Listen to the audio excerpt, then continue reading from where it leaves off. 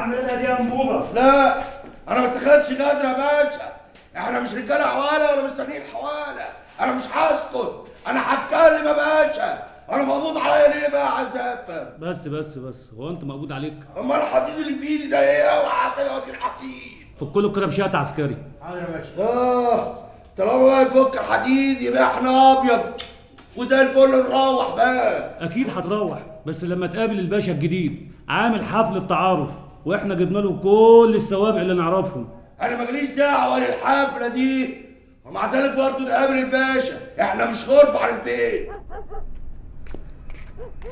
انت فين يا اختي؟ من بدري وانا مستنياكي.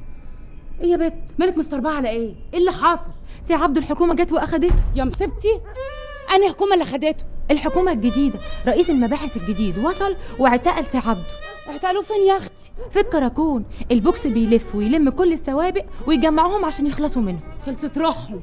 انا هطلع احط عليا العبايه ونزلك على طول، اوعي تتحركي من هنا.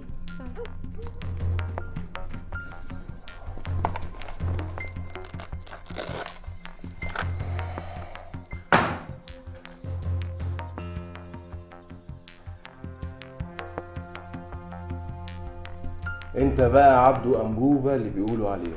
خدامك يا باشا. ايدك بس، ايدك جنبك وانت بتكلم الباشا. بيقولوا خدامك. كل دي سوابق يا سي عبده. 22 سبقه. وشرفك يا باشا. ايدك جنبك وانت بتكلم الباشا. بقول له تفطر، انا بحيي الباشا يعني. مش باين عليك التوبه يا سي عبده.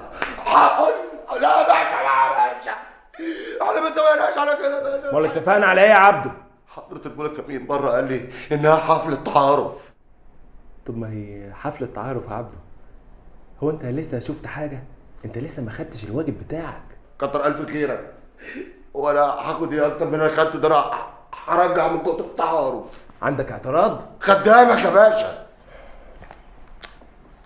احنا اتقابلنا قبل كده. لا عمرنا ما اتقابلنا يا باشا. متاكد؟ طبعا متأكد يا باشا. ايه اللي يخليك متاكد قوي كده؟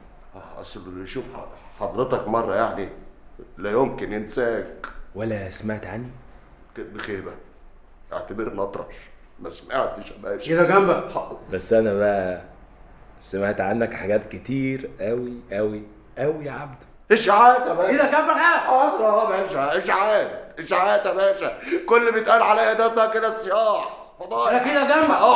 حاضر. تعرف يا عبده، انا استلمت شغلي هنا امبارح، واول ما استلمت جالي بلاغ كده سرقه في الفيلا بتاعت شارع الثوره. انت طبعا عارف شارع الثوره. طبعا انا عارف شارع الثوره يا باشا. يعني معترف ان انت اللي سرقت الفيلا؟ لا ما سرقتش. يعني انا كذاب؟ حاشا لا يا باشا، انت مش كذاب. يعني مش هتعترف؟ يرضيك يعني ان انا اعترف على حاجه ما سرقتهاش؟